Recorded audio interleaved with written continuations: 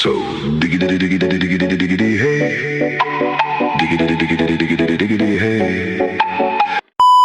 So, nandito tayo ngayon sa mall mga boss, no? Habang nag-iikot-ikot nga pala tayo at nag-tingin-tingin tayo mga presyo ng mga amplifier at mga speaker. Sino ba naman di mapatigil kapag nakita mo itong mga speaker, mga bilihan ng mga speaker at amplifier dito, di ba? Bukod sa may mga mura, siyempre yung mga mahal, may mga quality yan. Mayroon kasi tayong tinatawag kapag mahal at mataas ang presyo.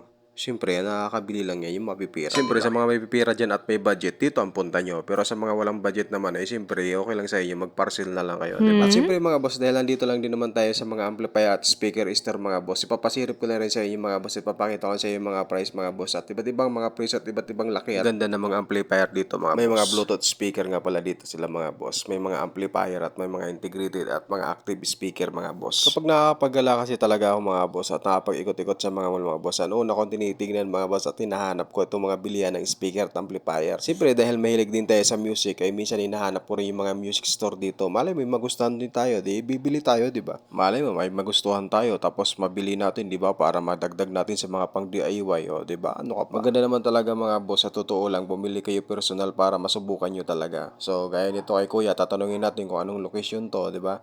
O sa mga malalapit dito, bisitahin nyo na to. Let's go! Makikita mo to sa Lungsod Tangas, Marinas, Barangay Los Biminda. Oh.